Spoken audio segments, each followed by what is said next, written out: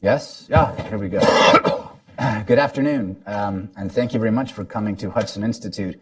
We have an especially interesting and timely panel.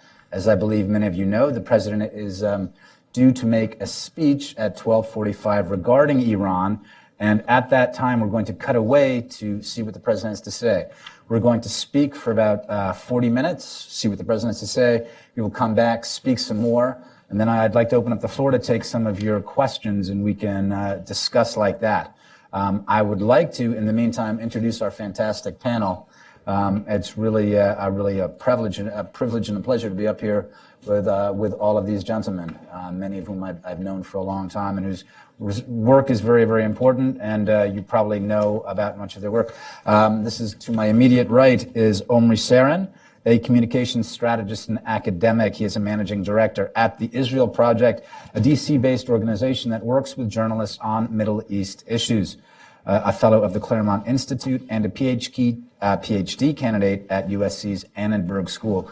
I will also say that Omri's information regarding the Iran, regarding the JCPOA, the last few years has been invaluable. You will recognize him as a frequent source in different media accounts of the Iran deal fight.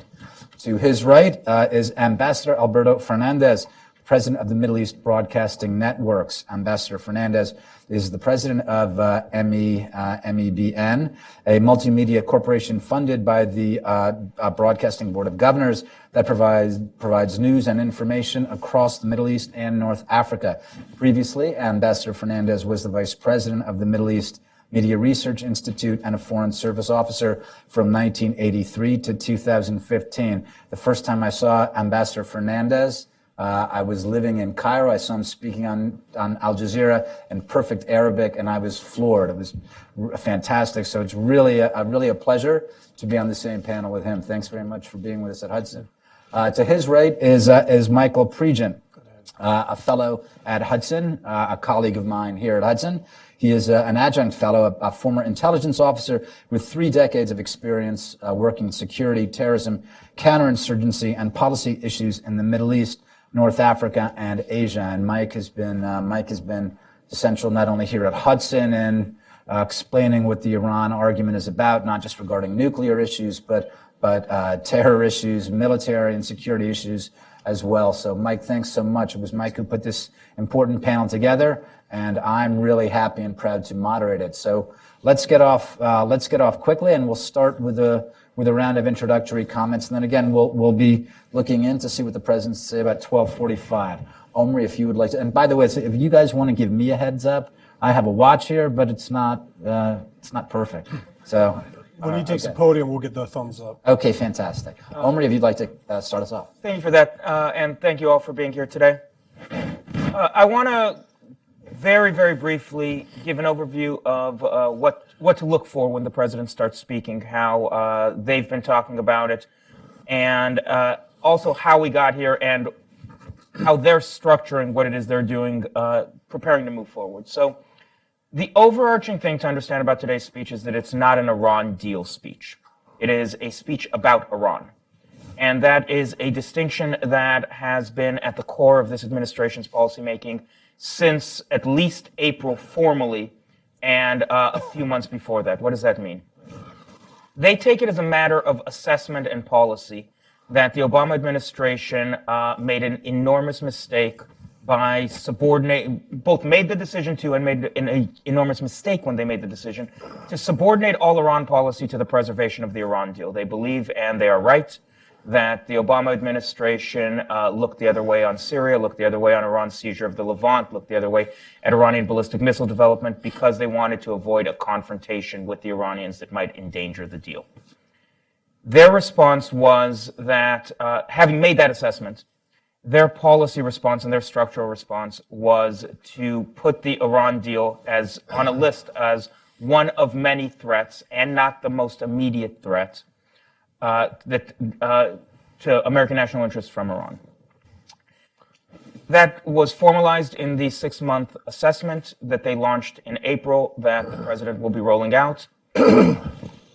And though there's a wide range of opinion about the deal itself, much more narrow range about Iran itself, but a spectrum of opinion about the deal within the administration.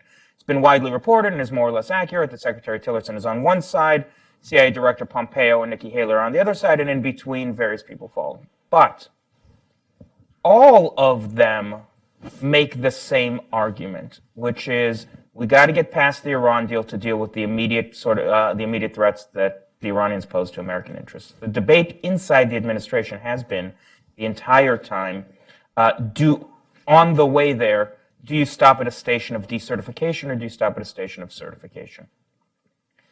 For all that this administration gets criticized, sometimes rightly, for not being on the same page, not having consensus, that has been a consensus for 6 months, and within the last month, just about everything else became a consensus issue. What that means is that they wanted the whole time to focus on the policy review, but finally concluded that, yes, they did have to stop at this decertification station. Why? Among other reasons, because it's the law, and the president has to certify to Congress every 90 days whether or not the 4 so-called Corker-Cardin conditions, 4.5 Corker-Cardin conditions have been met. That's ultimately why the president is speaking today, but it's not what he's going to be speaking about. So very quickly, why did he decertify? The Corker-Cardin legislation requires the president, as a matter of law, to certify the truthfulness, to certify that he assesses, truthfully certify that he assesses, that 4 conditions, really 4.5 conditions, remain true every 90 days. Conditions 2 and 3 are not what we're going to be talking about today. Those are the material breach condition and the whether or not Iran is making covert progress toward a bomb. But conditions 1 and conditions 4 are a big deal. Condition 1 is that the president has to certify that Iran has verifiably, transparently, and fully implemented the agreement and all technical and related agreements. There's a debate over what related agreements counts as, but it, at a minimum, is the additional protocol that guarantees access to military sites and also may include the United Nations Security Council Resolution 2231 that incorporated the deal as international law. There's a real debate over whether or not that condition is met. I think it's actually very difficult to argue that that condition has been met. The IAEA recently announced that they've been unable to verify that certain parts of the deal, including Section T of the deal, Section T, Annex 1, Section T of the deal, which prohibits certain activities related to nuclear weapons development that are non-fissile, computer modeling, timers, and so on. They've been unable to verify its implementation. That's not where the president is going to hang his hat. If the signals from the administration are correct, they're probably going to hang their hat on Condition 4, which says that the president has to truthfully certify that sanctions relief is appropriate and proportionate to Iranian action, and that it remains vital to the national interest of the United States. This administration does not believe that's true. They're also right not to believe that's true, but they certainly don't believe it's true, and they will decertify. Not what the speech is going to be about. He'll describe that, not what it's going to be about.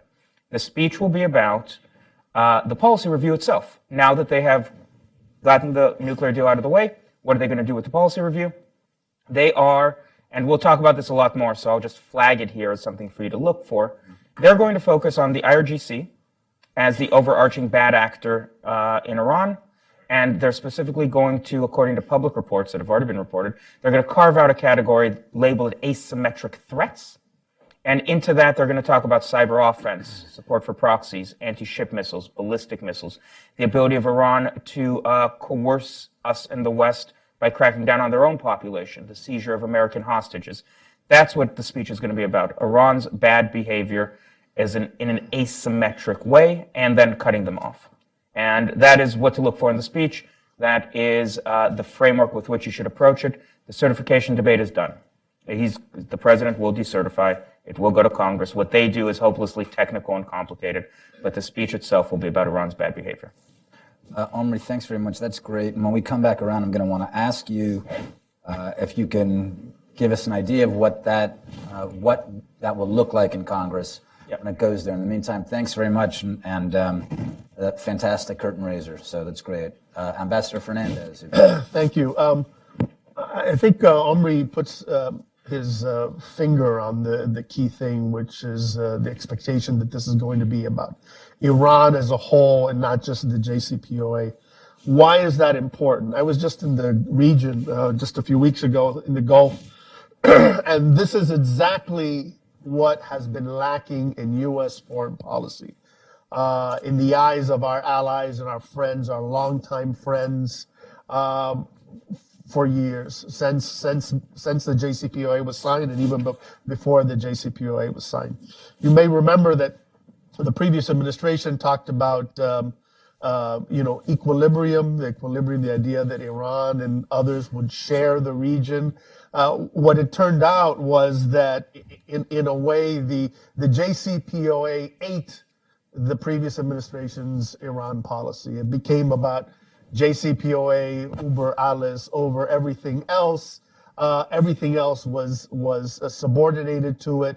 This is an agreement which floated on a sea of Syrian blood to its wasn't actually signed, but to its fulfillment or to its signing. So I think that the idea that this is going to look at Iran broadly and Iranian issues broadly is something that has been extremely needed. It's going to be very well received by the overwhelming majority of regional powers in the Middle East. It's something that they've been desperately wanting to see from the beginning. You can say that JCPOA, and Omri is much more of an expert on the details of it than I am, has many flaws, but one of the basic flaws was that it divorced itself from the reality of Iranian behavior in the region. This is a grown-up effort, an adult effort by this administration to address or to redress that fatal flaw, one of several flaws. It's something which has been long needed, that needed to be done. It'll also be a very interesting challenge for ourselves and actually for our adversaries. Some people who follow Iran say that as important as the JCPOA is, something which is even more important for Iran is the health, well-being, growth, and flourishing of the IRGC. So if indeed there is this focus, as we expect, on the IRGC, it sets up a very interesting question for Iran and for our adversaries. This whole question of what do you care most about? So I think that I'm expecting that this is a very positive thing. I think this is a diplomatic positive step of the first order. And I think it's been done the right way. I know when I was in the Gulf, people were saying, damn it, we expected this in February. But the administration did it the right way. They did it deliberately. They consulted broadly. They were careful. I think from all we know, they are being careful about what they're doing. This is not reckless. This is not some of the rhetoric that you're hearing by fiction writers out there or frustrated fiction writers out there. This is, I think, a careful, serious foreign policy. The challenge, I talked about the challenge from the Iranian side. The challenge from our side, and then I'll close, is this. Nothing occurs in a vacuum. And we have the JCPOA. We also have 8 years plus of Iranian misadventure in the region. There's history that's happened. There are consequences that have happened over those years. The Iranian spread, the spread of Iranian influence, the spread of its proxies and players on the ground is something that happened on the ground. For us, the challenge that I think beyond what the president says is going to be what is our ground game going to look like? Because the Iranian regime, through its actors, through the IRGC, through its proxies, have had years where with near impunity, they were able to spread influence, spread power in the region. We're seeing this outside of Kirkuk today, even as we speak. So I think this is a very good day, I think, a positive day, but there's some real challenges going ahead. Ambassador, thanks very much. And you raise a very interesting question. What does that ground game look like? And that's something I'm going to want to talk about, ask all of you, especially when Omri was saying that one of the things we'll want to be looking at and one of the keys that they'll be using is talking about asymmetric threats and in what ways will that actually push back on the fact that the Iranians are swallowing real estate in the region. So we'll come back around. In the meantime, before that, Mike, if you would, Sure. pick us up. So today is a good day. but it is Friday the 13th for Iran. So that's a good point. All right, so the president will mention 4 pillars today, and then he'll follow it with a strategic message to the Iranian people. Pillar number 1, neutralize Revolutionary Guard Corps activities, destabilizing activities in Iraq, in Syria, in Lebanon, in Yemen, and in Afghanistan as well. If I can just step in a second, Mike tweeted this. If you look at Mike's Twitter feed, you can look at it from yesterday. So if you write it down, but you can also, if you miss it. Yeah, and I also did 1, 2, 2, 4, so forgive me for that. It's 1, 2, 3, 4. Yeah, I didn't notice. Thank you. Yeah, thanks for retweeting it anyway. Number 2, target IRGC finances and sources of income. And that's loud, very loud to people that work with Iran, and I'll get to that in a second. Pillar number 3, constrain Iran's ballistic missiles and advanced weapons proliferation to proxies, primarily those in Yemen, those that are pushing into Lebanon and Syria, and also we haven't seen them doing this yet with Iraqi Shia militia proxies, with IRGC-led proxies, but that's a focus. And then the 4th one is to end all paths to a nuclear weapon, to end Iran's path to a nuclear weapon. And so if you look at those 4 pillars, 3 of them are outside of the JCPOA. They deal with the IRGC and they deal with ballistic missiles. And that's good because Iran says the ballistic missiles aren't part of the JCPOA, and we're saying we know, and now we're focusing on that. Decertification, real quick, does not isolate the U.S. Iran is not the glue that holds U.S. allies together. The JCPOA will not cause our allies to reject a $18 trillion economy for Iran's $480 billion economy. And I'll jump to the strategic message to the Iranian people.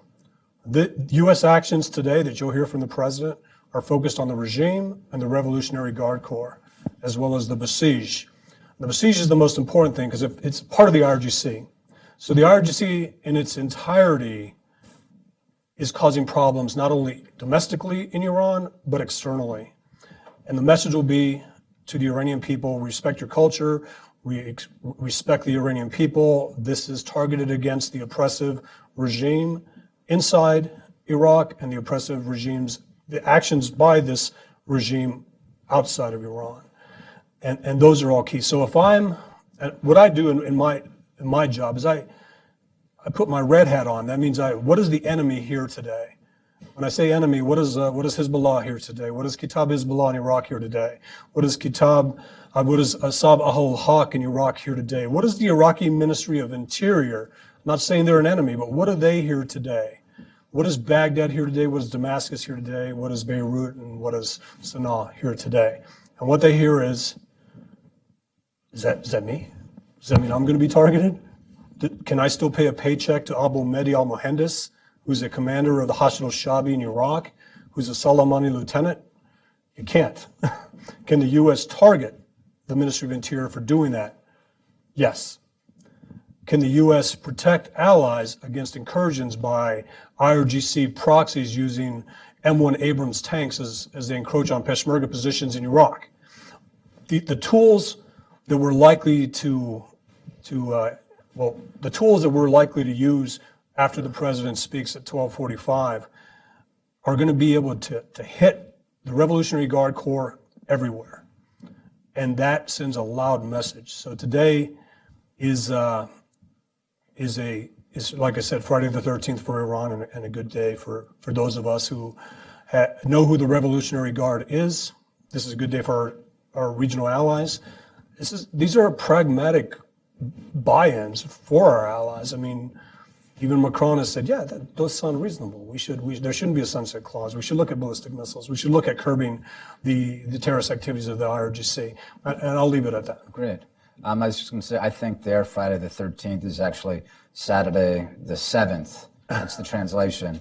But Right. So this is our Friday the 13th for them. Right. I think that. Let's go. We need a graph. Okay.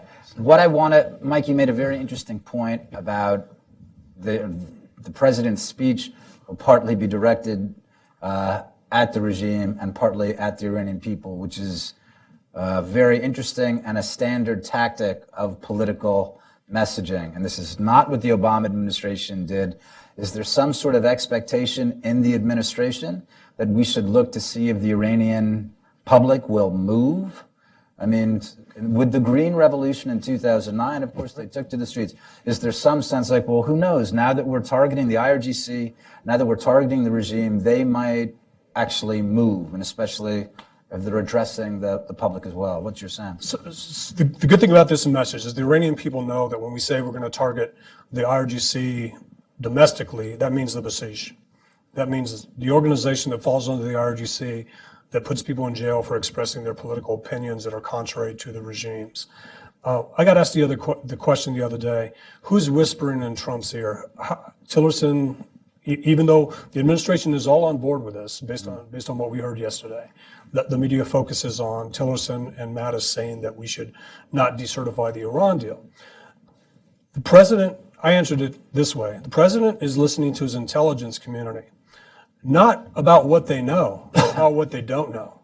There are too many intelligence gaps. Like you mentioned, Section T, Annex 1. We can't intercept this with signals intelligence. We can't develop a human source and put them inside Fordo and Parchin. There is no radioactive or fissile signature at these sites.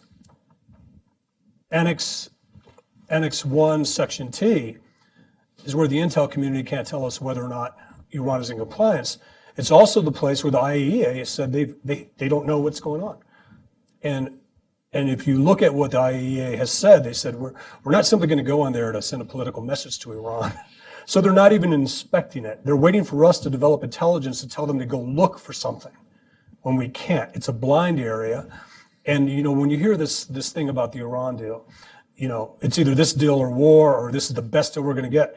A better deal allows us to look at Fordo and Parchin. A better deal allows us to have 24/7 access. But the Iranian people today will hear something very significant from the American president. We know your regime is impressing you. Okay. One key point on the Green Revolution, and I'll stop. The intelligence community did not see the Green Revolution coming. There were no indicators. It just happened. So we don't know when things like this are going to happen, but the Iranian people will hear loudly from this president that if it happens again, that they may actually have an ally this time. Well, presumably they are ready. I mean, if the president is actually trying to divide in a sense of like, we love the Iranian people, now step aside and let us deal with the bad people who rule you. I certainly hope they're prepared this time around, because that's, it may lead to that. Again, it can't just be sanctions. It has to be other things. But yes, the message should be sent loud and clear. When you hear Revolutionary Guard Corps domestically in Iran today, know that means Basij operations. And that's key, because Qasem Soleimani polls very high in Iran. He's their John Wayne, John F. Kennedy. The Basij does not. The Basij is part of the IRGC, and the Basij is what Iranians are afraid of. When Mike said, Omri, I'm going to ask you this first. When Mike was saying a better deal includes access to Fordo, access to Parchin. Look, to what extent, when we're talking about the deal and we're talking about how much tighter we can make the deal, is that, do the Iranians really say, you know what, that's a good idea, we're going to give the Americans a second chance to not fail? So what does this mean when we talk about this? Let's clarify some terms. So Ali Hanonan, who's a former IAEA inspector, he sat atop their verification shop, worked there for like 27 years. He testified in July of 2015. And he said, listen, you keep hearing the administration say that this is the most intrusive inspection regime in the history of the world, which was never true. But even if it's true, they're only talking about parts of the verification regime. There are actually, he explained, 3 parts of the verification regime. One is known facilities where they're doing nuclear work. This is places like Natanz. This is Fordo, by the way, we're being a little imprecise here. So places like Natanz, Fordo, etc., known military sites, we have 24/7 inspection. We have cameras, etc. Those are also the places the Iranians are least likely to cheat. Then he explained 2 additional parts of the verification regime. One is for where they might be doing nuclear material, but cheating. Undeclared nuclear facilities where they're doing nuclear work, fissile work. And he said there the inspection regime is about a 5 because we can do environmental testing, we can test soil samples and so on. And So it's you like mean 5, like rank it 1 1 to out of 10? 10. 1 out of 10. Thanks. Yeah, 1 out of 10. He says it's a 5.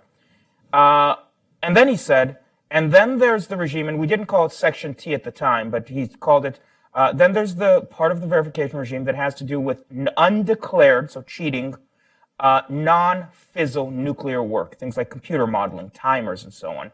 The stuff that might be going on at Parchin. The stuff that might be going on at any military base. It's where they would be doing it. And the IAEA was asked, hey, what have you, well, there's been 2 parts of the news cycle on this. At first, the IAEA told Reuters a few months ago, listen, unless we have them dead to rights, we're not asking for access to a site because we think it's just Trump trying to blow up the deal. They said they don't want to give him an excuse to blow up the deal. So they said they're just not going to push for it.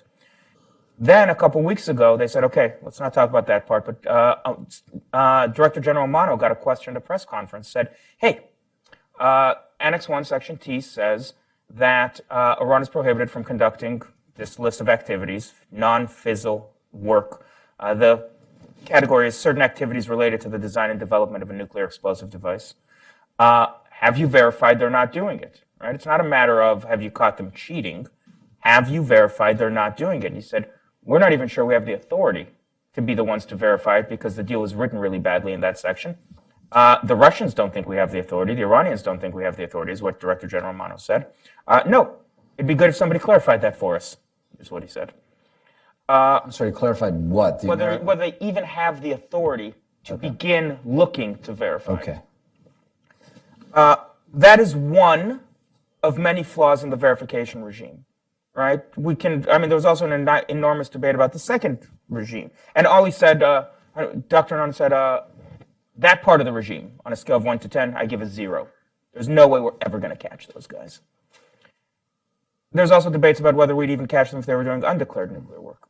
That's one of 3 things that the administration describes as fatal flaws. So we're talking about now strengthening the deal to get back to what Mike said and Lee said.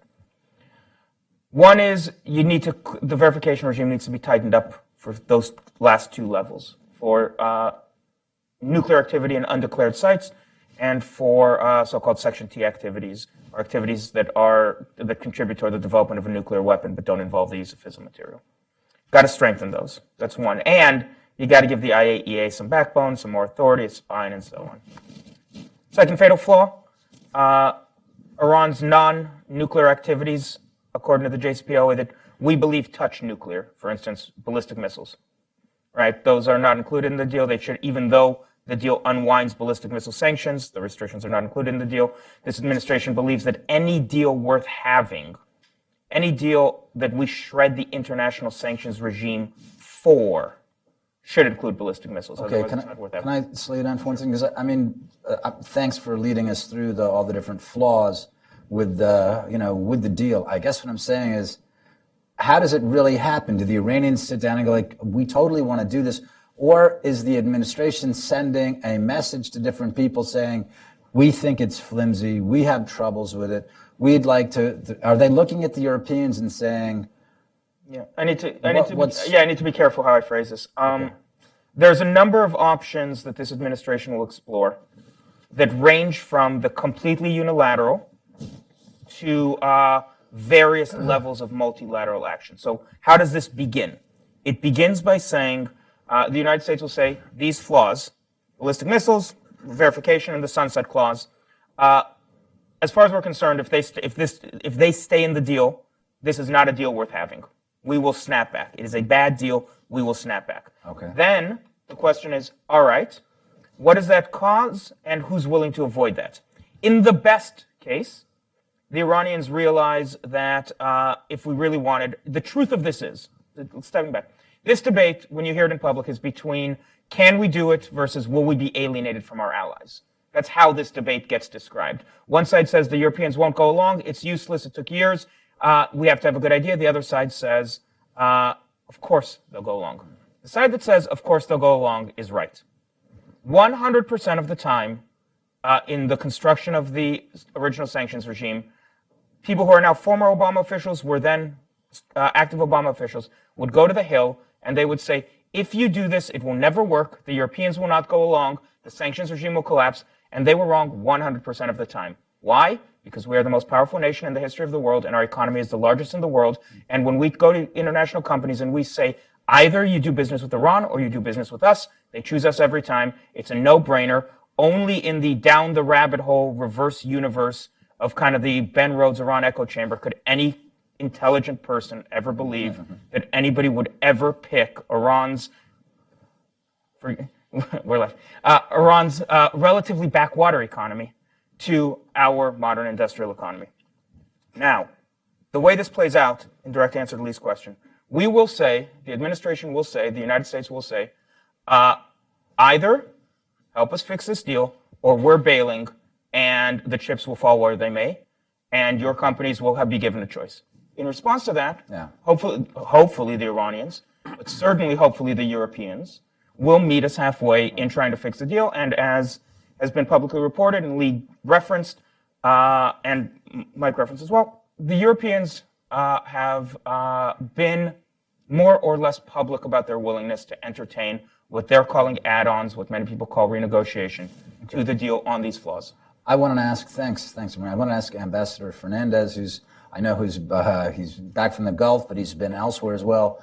What's your sense of what the Europeans are saying, and what's the sense of what our Gulf allies are saying? I mean, about the idea of renegotiation. Do they see the deal under threat, and what are they thinking about this administration? Well, I think the European one is I'm less comfortable with because there's so much rhetoric related to the views that some Europeans may have about the administration. So it's a discourse that's extremely politicized. But in the region, certainly, the fact that the policy scope is broadened to include Iranian ambitions in the region beyond just the nuclear is what they've been waiting for years now.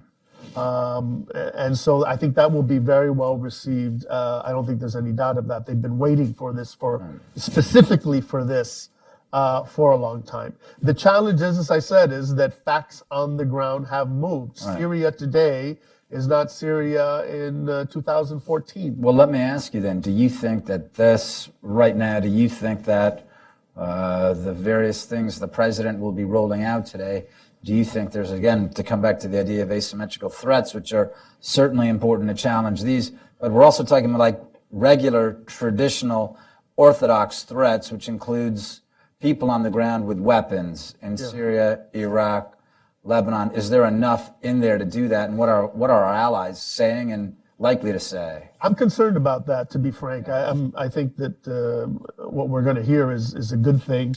Right. But I'm concerned, as I said, about the ground game. Because the other side, the adversary, has put in a lot more time and effort to do so. We have allies, we have allied governments, but there's this gray area, right?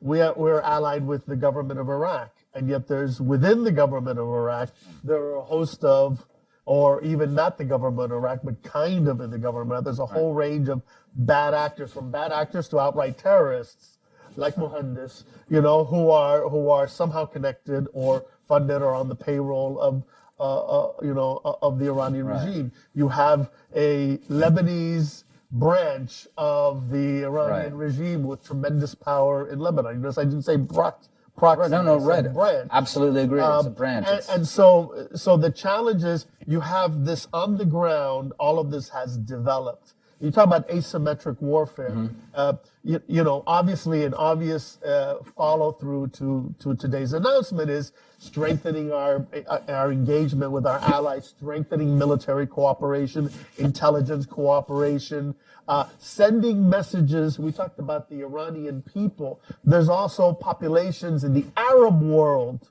who are up for grabs. I'm talking, to be blunt, about Arab Shia populations that the United States government needs to put a hand out, a hand of friendship, a hand of solidarity, realizing we have allies, we have friends in the region, but the Shia population of Lebanon or Saudi Arabia or Bahrain or Iraq, those are actually also, they should be in play. If we're going to play if we're going to challenge their asymmetric game, we need to up our asymmetric. Can I ask you? I think those are important. Actually, I'm going to ask Mike about this too, and then if you want to answer, because Mike has been in the region recently, and he's seen, and Mike has made the last couple times we've been up here. Mike has made a very moving and poignant case regarding regarding American complicity in what looks like an open war against the Sunnis. So while we should be, of course, engaging Shia populations, like, you have other answers aside from the Iranians,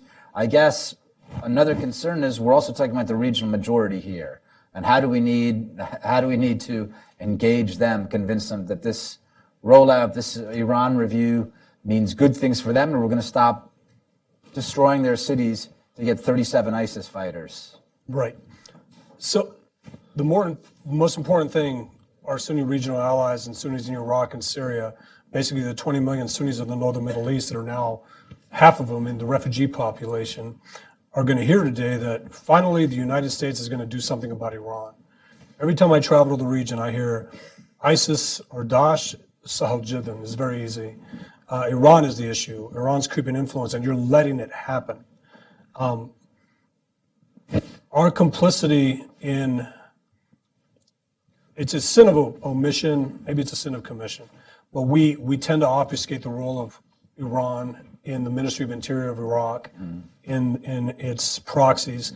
We literally, this doesn't make sense to anyone who worked Iraq in 2007 or before that a designated terrorist, Abu Mahdi al-Mohandes, the leader of Kataib Hezbollah, an entity created by Qasem Soleimani's Quds Force, is receiving a paycheck from the Ministry of Interior and the IRGC.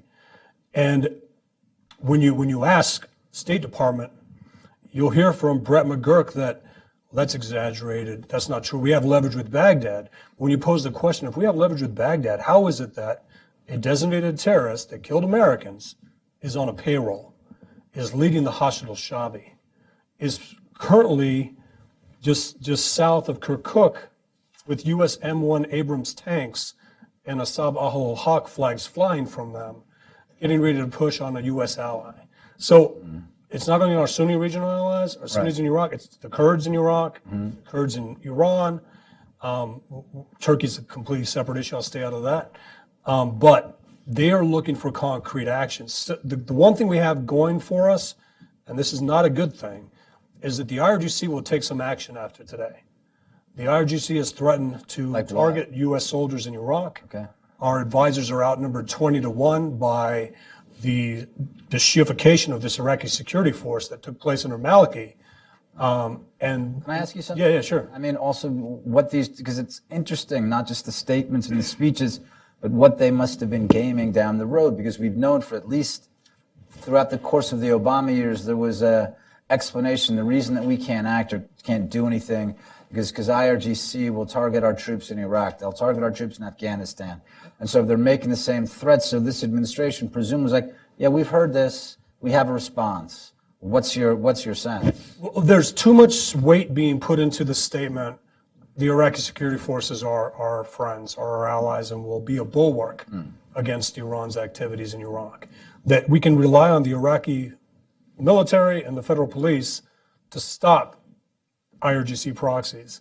And You're saying we're relying too much. We're relying too much on false statements. The intelligence doesn't back that up. The federal, surely there's got to be someone who's saying, by the way, some of these guys we're arming them, but they might not be, all of them are friends. Yeah. So here's the fatal flaw in engaging with a security force when you're fighting something as bad as ISIS. The guy next to you can be a Shia militiaman working for the Quds Force, and he'll be your partner fighting ISIS. And you develop a trust and a relationship. Once ISIS is done, you become the next target, or the Kurds become the next target. And we've heard that from, Qais Khazali, who's a designated terrorist who killed Americans, who's in the Hashd al-Shabi, warning that I can't wait to kill Americans again if you go against Iran's interests, if you walk away from the Iran deal, even when the the test balloon, where you test the concept of designating the IRGC, any designation of the Revolutionary Guard Corps will result in Iraqi IRGC proxies Will targeting. there be targeted assassinations will we target IRGC figures? We won't do it initially. We'll do it as a response. We should designate. So if pillar number one says neutralize IRGC activities, Right. destabilizing activities. Neutralize as a military term means negate the threat. It means we're going to be. Do you mean assassin? No, not assassinate. These are legitimate military targets. They're terrorists. It's not an assassination. Okay. It's a military Kill them. operation. And those targets will be recommended to the administration. There will be key individuals in Iraq and Syria. We've seen that happen with the 2 Lebanese Hezbollah fighters. Yesterday. That's what's coming. Qais Khazali, Muhandis. What is coming to those guys? They'll be the same type of reward, basically. Capture these individuals. If you're going to do it with Lebanese Hezbollah, who's a branch of the IRGC, you're definitely going to do it against an Iraqi, an IRGC-led proxy leader who's targets Americans. And I'm concerned so if I was on the ground, I would say our force protection has to go up. If I was at the embassy in Baghdad, force protection has to go up. I wouldn't be surprised if aid starts to launch, rockets. Really? Okay. It's a response that they take, and it's easy to do because you do it, nothing happens, and you get to say somebody else did it. But How about the time? I've got eyes on. Are we? Oh, you do? He hasn't stepped up yet, right? Okay. So people say, well, that's far-fetched. That's not going to happen. But if you look at what Iran has promised to do, You want to mention that? Is it public? Okay. if you look at what Revolutionary Guard Corps generals, what Qasem Soleimani has said, what leaders like Qais Khazali and Mohandes have said, they're waiting for the green light to target Americans. Mm-hmm. And this is something that will, to them, be devastating. In D.C., we call it a symbolic gesture. This is not symbolic to them. Can I actually Sure. I mean, we actually talked about this last night a little bit while we were trying to game out what we talk about today. I'm more inclined to believe that the Iranians will largely roll with it. There'll be some rocket fire, but even if there's an escalation, something that it's incredibly important to emphasize, the Iranians have already begun escalating in the region. This administration, partly the timing and the nature of this policy review, involves a response to concrete signs that the Iranians have escalated. The administration has begun to quietly talk. The Israelis have made it very, very clear that the Iranians are distributing advanced rockets and advanced weapons to Hezbollah in a way that they've never done in the past. And there are reports that the administration has also seen indicators that the Iranians are similarly have made a qualitative decision to increase the pace and nature of the weapons that they supply to their proxies, or to at least some of their proxies, in a way that is escalating things in the region. Escalation will not be there. There will be specific actions that are taken in a theater like the Middle East, where we will designate the IRGC. They will respond in a way because they've said that they have to. There'll be a lot of the stuff that Mike talks about, but don't lose sight of how we got here and why the administration is doing this, which is there's been an escalation. Yeah, that's a We're doing really it important anyway. point. When people talk about in the previous administration, the defenders of the JCPOA, they talked about as if it's JCPOA or war. Actually, the reality that we've had before it was signed, again, signed in quotation marks, before it was agreed to and after agreed to was JCPOA and war. That's the situation we are in right now, and we have been. Basically, the JCPOA provides cover for the Iranians to develop a conventional military capability in 5 years, where they become one of the strongest militaries in the Middle East. They are not now. So At 8 years of ballistic missile capability, and at 10 to 13 years, a nuclear power. how about this? How about before it goes on, and then because afterwards we'll discuss it in detail. Right. But before it comes on, thank goodness the president is late. How about, surprisingly, astonishingly, how about if the three of you give scenarios as quickly as you can? What happens what happens now? Mike, maybe you want to start since I interrupted you. Okay, so I'll go from the close fight, meaning Americans closest to Iran, the medium, and then the back here. So after the president's speech, we're likely to hear protests from the IRGC and Iran and these types of threats. Whether there are actions or not, we don't know. Hopefully, there are not. Then we're going to hear the attacks on the administration for jeopardizing the Iran deal. And From whom do those come from? From the media, from IRGC, supporters of the JCPOA. And then if there are any attacks against Americans or any rockets launched towards Baghdad, that'll be blamed specifically on what happened. Again, they were already doing this prior to this. Right. They were already positioning, they were already establishing these areas. And then at the end of it, we're actually in the fortunate position of the world seeing who Iran really is and actually strengthening our arguments for renegotiating the deal and targeting the IRGC, its activities, also its finances. Ambassador, if you'd like to. I think one thing what one can look for and should look for is the possibility of an up-tempo in targeting not so much us, but our proxies and allies in contested areas in the region. You're seeing this with events that you're seeing in Iraqi Kurdistan.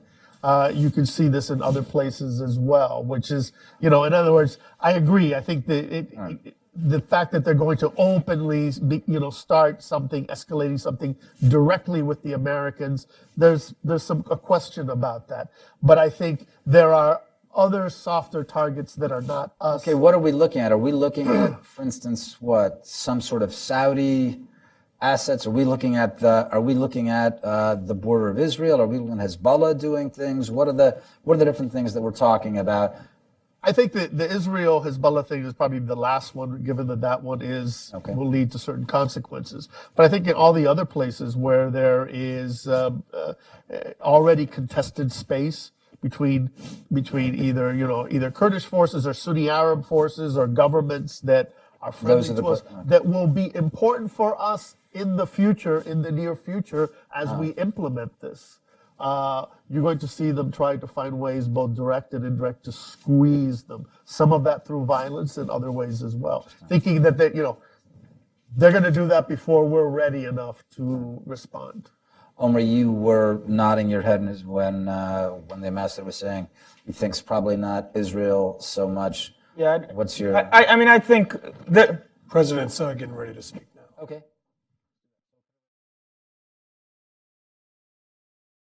What just happened? It seems to have been a good thing. But let's go into some details and stuff. I was mentioning to Mike that one of the things that first struck me that was new, for instance, was attributing the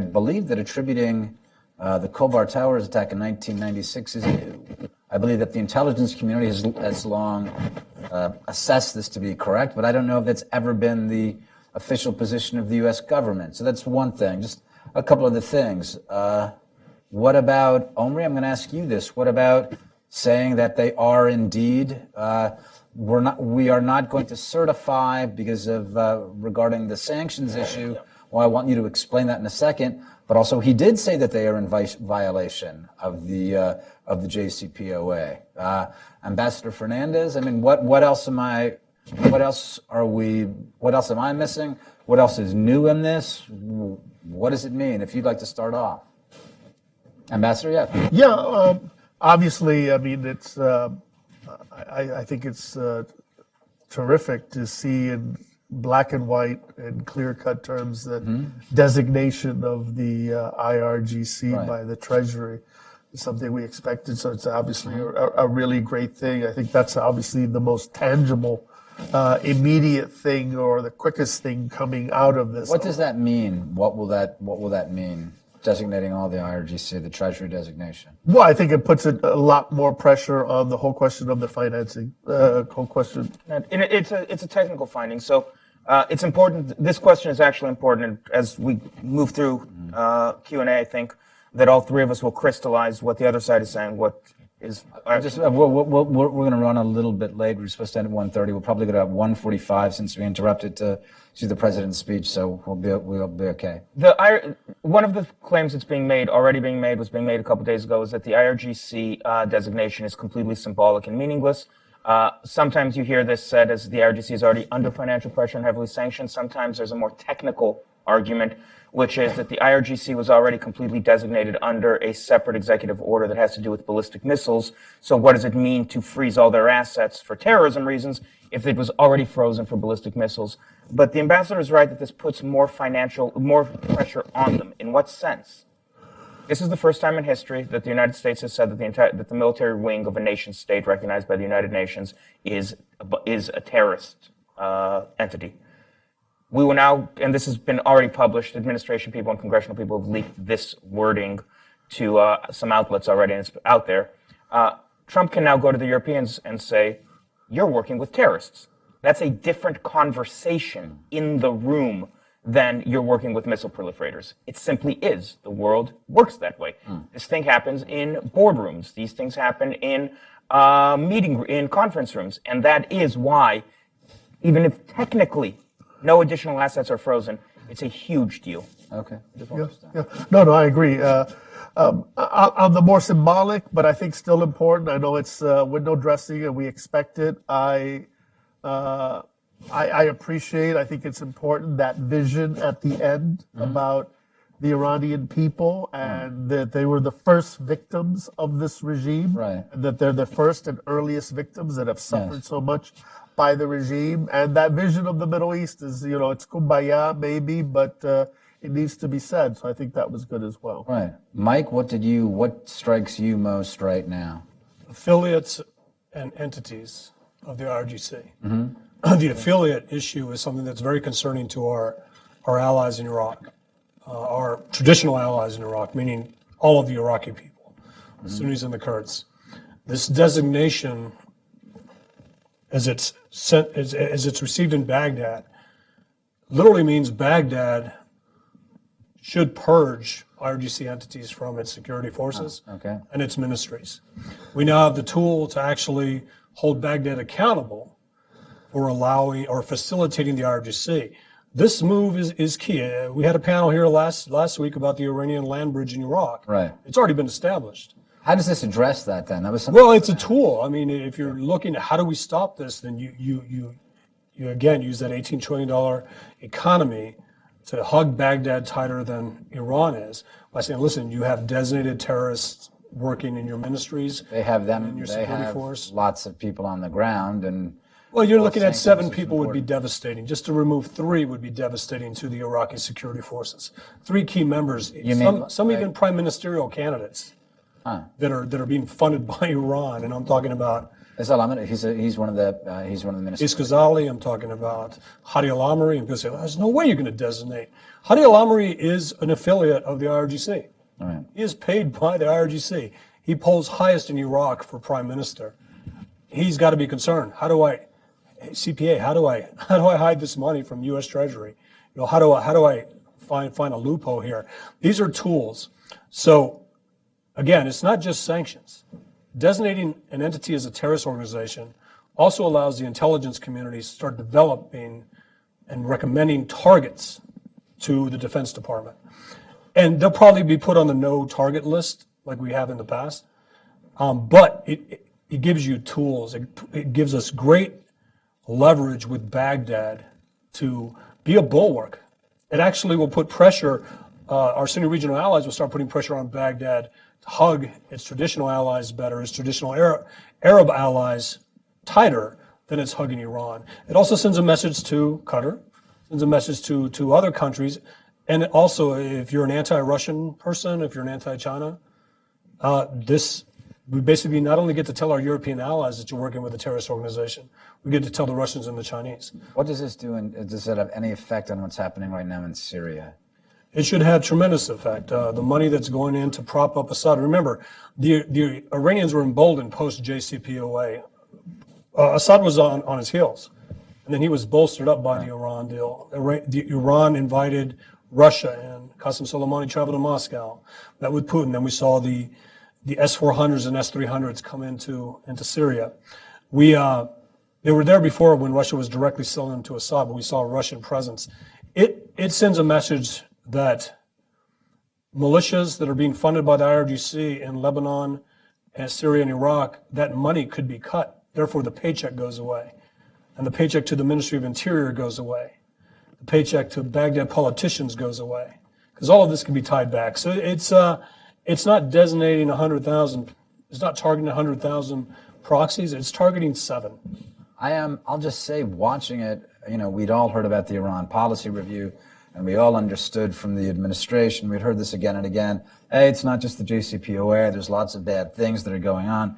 We're going to look at all these things. I thought in lots of ways, it still may be the case, that in lots of ways the Iran policy review was a little bit of deterrence, how to push everyone away and leave the administration alone regarding the JCPOA.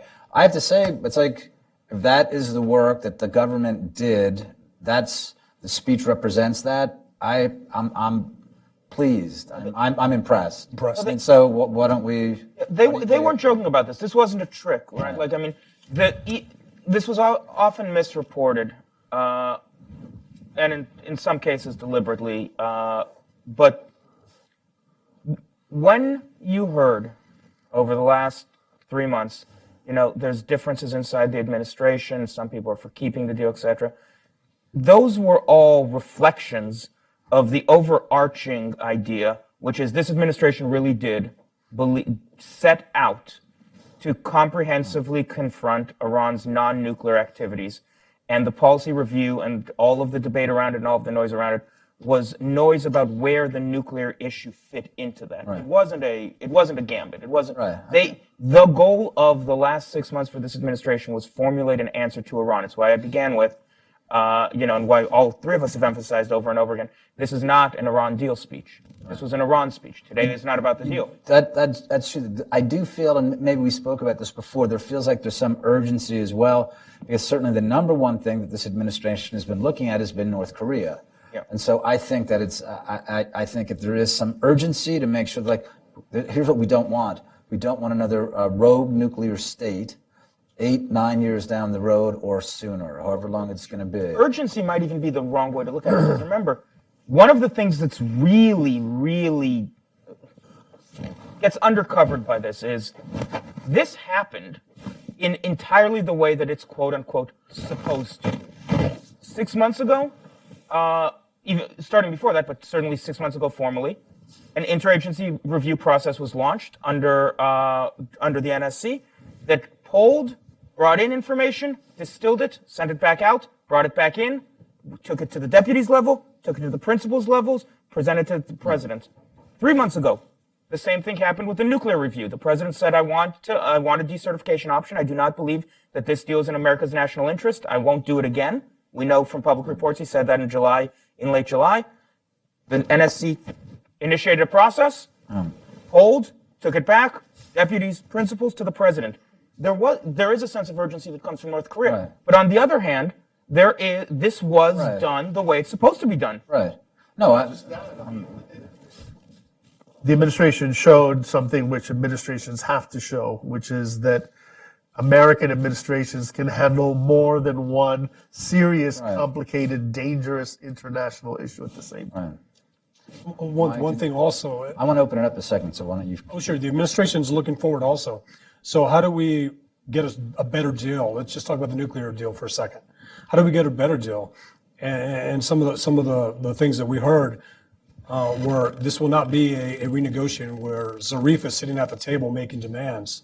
This will be a deal that's actually presented to the Iranians with our allies saying this is the deal. Well, let's stick on yes or no. Yeah, let's stick. It doesn't require Iran to be part of negotiating. It doesn't require us to make additional concessions. Well, I thought that was an essential part of the speech is like, we'll get out. We will get out of it. It's what, right? It's what we talked about to look for. Would he or wouldn't he say that, right? We talked about this half an hour ago, 45 minutes ago, that this administration will go to the Europeans and say, help us fix it, or we're out, and then we can have a battle of wills over what happens. But we said, look out for it. That's where he settled on. He was explicitly.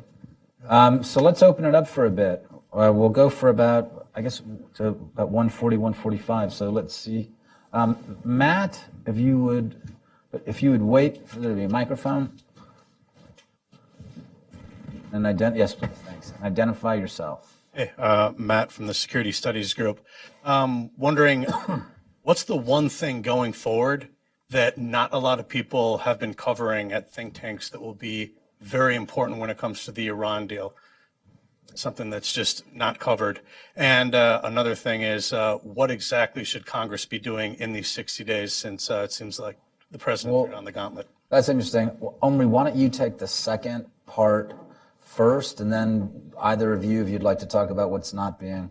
But let's start Omri's part first. Congress now, as soon as the certification deadline officially lapses, which I think is actually the 16th, not the 15th, but Congress is about to initiate a 60-day review process during which they can blow up the nuclear deal by restoring on an expedited process, restoring sanctions on clear majority votes.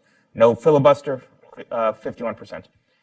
There's very little appetite to do that, not least of all because, as the president said, if he gets frustrated with this, if Congress doesn't step up or the Europeans doesn't step up, he'll just revoke this with the deal with the stroke of a pen, the way that it was always possible. So Congress now is being engaged by the administration to work with them in creating leverage for approaching the Europeans and the Iranians on the deal's fatal flaws.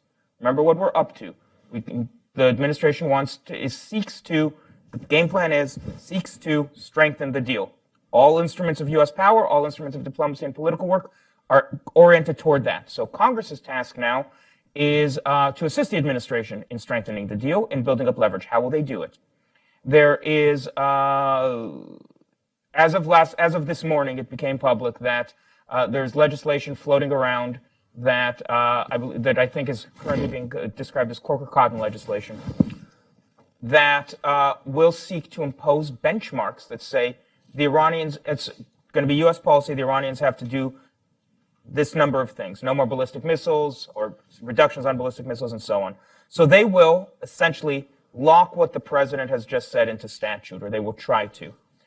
Now, it's being described as a heavy lift to get to 60 in the Senate on this. I think that's probably a generous description. But you just heard the president say that he'll do it without them if they don't step up. But the specific answer, what to look for Congress, is they will, over the next 90 days, not 60 days, because they have until the next certification, 90 days, attempt to work with the president to build leverage. Ambassador, would you like to? Yeah, I think the thing that will get more attention that hasn't is it's been alluded to in passing a couple times, is the IRGC octopus is going to be under much brighter spotlight. You have a trial opening in New York. Did it open already? The Reza Zarab trial, November. That shed light on, money laundering, smuggling operations with the IRGC. Now it becomes actually with a terrorist organization. And that involves, for example, politics in Turkey and stuff like that. So that the octopus, and of course the IRGC has its finger in a million pies, will now be under a much brighter spotlight than it would have been before today. Gentleman right here, Hussein, please. Hussein, if you could identify yourself. Yes, Hussein Abdul Hussein with the Kuwaiti newspaper Al Rai. I just want to, the sanctions and the diplomatic pressure is all great. But my thinking is that probably the only lesson that we learned from the past decade was that the only way to kill a militia is with another militia. And Michael, I know you were in the thick of this with the surge of troops and, connecting with the Sahwat forces. At this point, I don't see where are the militias, our friendly militias, than the Kurds. And even the Kurds, they're being pressured from our allies, the Turks and the Iraqis and everybody else. So how do you see the supplementary effort on the ground, what Ambassador Fernandez called the ground operation? Right. Who are the guys that will pick up the arms, or where are the arms coming from in the first place, and go fight Mohandas? Yeah, Mike, if you want to answer that, because that kind of comes back to what I was asking. Well, look, sanctions are great, but what about the ground they're swallowing? What's your? Well, I think there'll be some volunteers today after this speech, based on what we heard. So it's not about necessarily fighting The militias, I mean, the Hashd al-Shabi are 100,000 strong, maybe another 100,000 reserves. But it's not the Hashd al-Shabi, it's Kitab Hezbollah, it's Asab al-Haq. So that's 500 and that's 1,000. But they're the key leadership. They're the ones that actually train these organizations. Kitab Imam Ali, other groups like that don't necessarily need to be countered with a Sunni response or a Kurdish response, simply need to be targeted financially and also put pressure on Baghdad to actually arrest, which they won't. But there's things we can do. But this should be an opportunity for our allies, both in Iraq and allies in the region, to start providing us recommendations and solutions on how to do this, intelligence on how to do this, intelligence and evidence that allows us to continue to build up the case.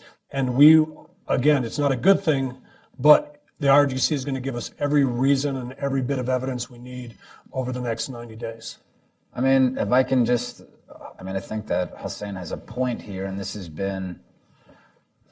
was also part of the ambassador's point. A lot has happened in the last 8 years, including Russia. So these are important things, and it's difficult to know exactly how this is being plotted. If there are people in the administration like, well, good, let the IRGC or let one of the militias take a shot at someone, or maybe Hezbollah really will make a run at the Israelis, or some IRGC guy will wind up on the border. Short of that, I mean, if you're talking about how the Iranian position collapses in the region, yeah, there is no answer to that, or not in this speech, if that's kind of what you're getting at, because of Russia, among other things. I mean, this gentleman here, you can just wait for the microphone, please. Bo Wilcox for the Osgood Center for International Studies. My question pertains to the dissenting opinion. Now, the facts are going to be hard to argue against for those who believe that Iran is not a threat. We should keep on going with it. So my question is, what are these dissenters saying within the U.S. itself? And then why haven't other countries such as Russia or China hopped on the bandwagon to start making measures against Iran? Because obviously the IEA report has been publicized, especially to Russia. Thank you. Omri, do you want to? Yeah, and the reason I pulled out my phone while you were asking that this time is because there's a conference call that the dissenters just wrapped up and readouts are starting to bounce around. What are they saying? They are saying that, well, first of all, their tactics and then and substance. The tactics is to conflate decertification with bailing out on the deal. And this has been explicit in a lot of their talking points, including like Ambassador Wendy Sherman knows the difference between INARA, the Review Act, and the JCPOA. Why does she give speeches like she doesn't? Right? So tactically, it's been to elevate the cost and the risks, and that's simply what they do. So they say the deal is working, Iran is complying. Why would you decertify? Certification doesn't ask whether the deal is working or Iran is complying. Certification asks whether sanctions relief is proportionate, appropriate, and in the national interest. Right? That's the answer, and that's the obvious answer. So the first is just non sequitur. And then what are they saying? They're saying that this deal stabilized the Middle East, it prevented a conflict, and that this will lead us to war. It's not particularly original. They believe it worked for them last time. That's what they're saying this time. The problem is those talking points sound stale, as the ambassador was saying. Those talking points sound stale after 2 years where we saw the opposite. Right? It's no longer good enough to say this deal or war when the Iran deal floated on floated across the finish line, forgive the mixed metaphor, on a sea of Syrian blood. It's just not as compelling. It's no longer enough to say we'll have the most intrusive inspections regime ever, and Iran is complying, and the IAEA has verified that Iran is complying, when 2 weeks ago the IAEA said that they've been unable to verify full implementation of the deal, and that when they say that Iran is complying, they're merely saying they haven't caught Iran cheating yet, but they're not allowed to look where the Iranians might be cheating. It's just harder to make that case. But that's what they're saying. Rehash 2015 talking points. Other questions? In front here, if you could wait 1 second and identify yourself. Lori Milroy, Kurdistan 24. I'm a bit, we have ongoing a crisis involving Iranian-backed militias facing the Kurds, and I don't know if it would have been appropriate for President Trump to have addressed it, but it seems somehow absent. And I wondered two things. One, do you think like an open, particularly now as he's designated the IRGC as a terrorist organization. There's a terrorist organization now in part of it is a front covering the Kurds. That it'd be appropriate for the United States to threaten to bomb those troops unless they withdraw from their threatening positions? I think what it does is it actually, I would, if I was a Peshmerga fighter in Kirkuk, looking at Kitab Hezbollah flying their flags from M1 Abrams tanks, I would feel comforted by this message today. It doesn't mean that we're going to start targeting directly, but if they move after this speech and start attacking an ally, the question is going to be asked, do we target a designated terrorist group? And that'll be thrown about within the DoD and the NSC. The NSC is aware of what's going on. Everybody's aware of what's going on. Just waiting for that red line to be crossed, the red line that hasn't been vocally put out there. But Baghdad keeps denying that they're doing this. Baghdad says, we're not doing this, we're not going to do this. So there are messages going to the Baghdad government.